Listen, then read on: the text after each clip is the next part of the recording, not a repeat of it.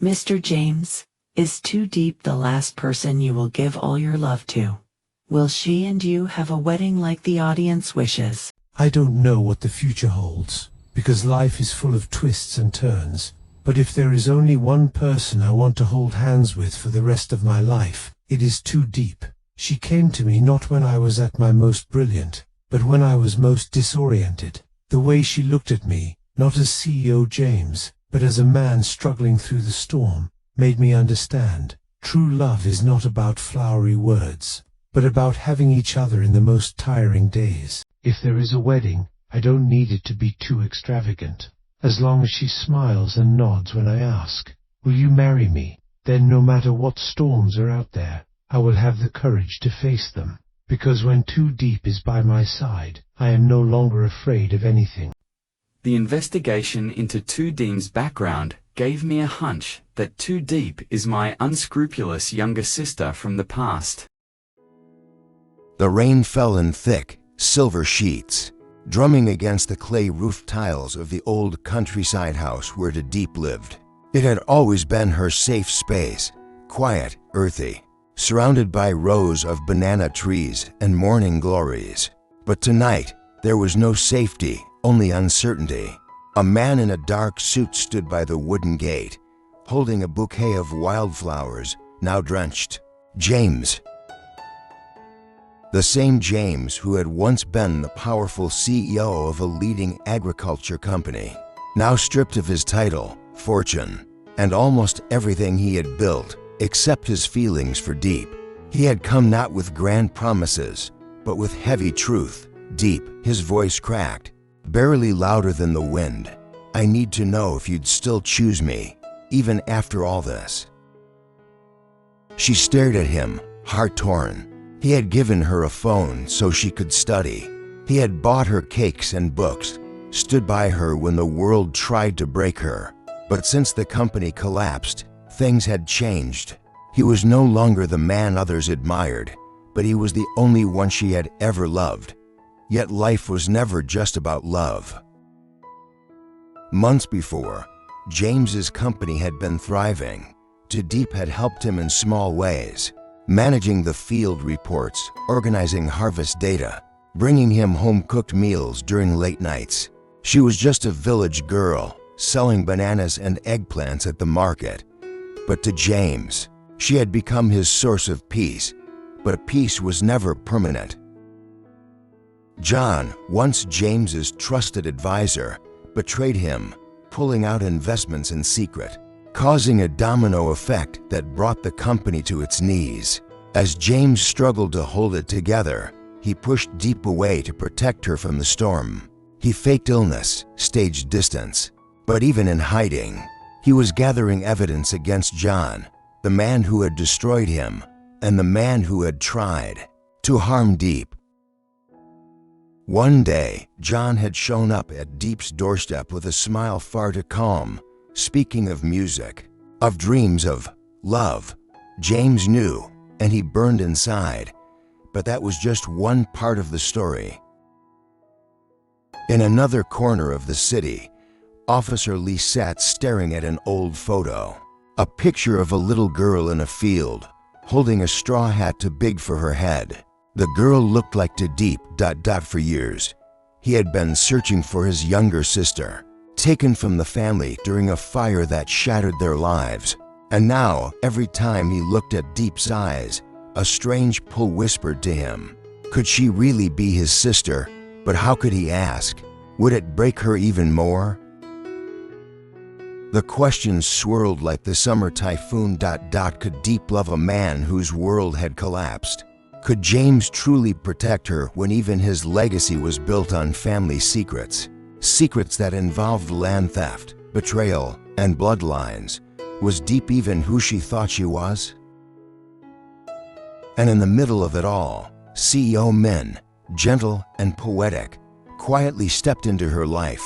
He had met her on a day she was helping a street musician. The same man who had once been a millionaire. Now homeless, Min saw her kindness. He offered her a position, a future, maybe even a heart. Diep didn't know what to believe anymore. One evening, While watching the sun set over the fields, James took Diep's hand. "I may have lost my empire," he said, "but I found something worth far more, you. Even if the world says I don't deserve you, I'll still love you, quietly, wholly, always." Her eyes welled with tears. She wanted to believe him, but something in her heart tugged toward the unknown. The next morning, Officer Lee approached her, holding a file, voice trembling. "Tu Diep, we need to talk. I think you may be my sister."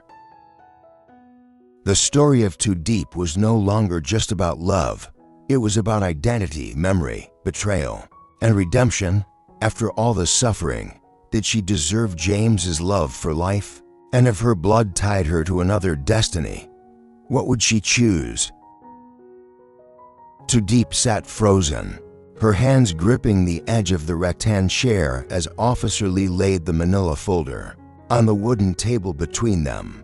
The old ceiling fan spun lazily above, barely cooling the thick, humid air. "I don't want to shock you," Officer Lee said gently, "but I've been searching for my sister for over 20 years. You match every detail." Diep's voice trembled. "There must be a mistake." "There's more than resemblance," he said. "Your birthday, your scar." He pointed to the faded mark near her shoulder. "It was from the fire at the orphanage. You were registered under a different name after being taken in by a family in the countryside." Her world blurred. James, Min, John, none of it made sense now. Who was she, really? That night, while Diep sat alone in the room she had grown up in, she opened the folder Officer Lee had left behind. Inside was a letter, aged and smudged, written by a dying woman who had once run the orphanage.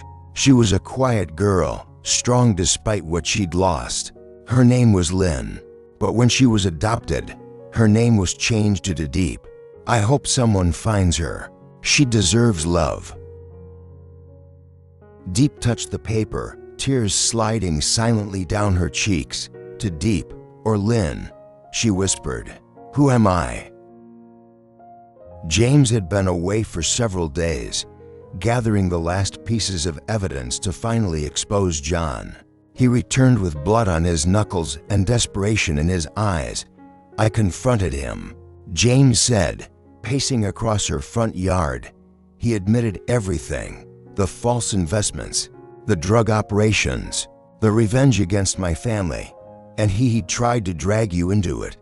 Diep stood in silence. "I don't care if I lose everything, Diep. I don't care if the world turns its back on me. I just want one thing, to protect you." She looked up at him. The man who had once seemed unreachable. Now, he was worn, broken, real.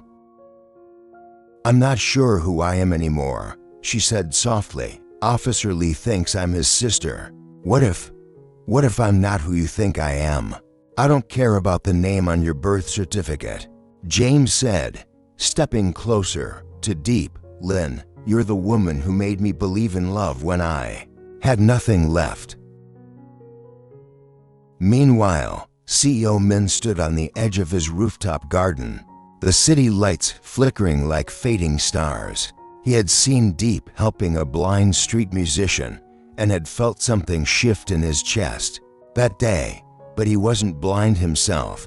He saw the way she looked at James still. He couldn't help what he felt.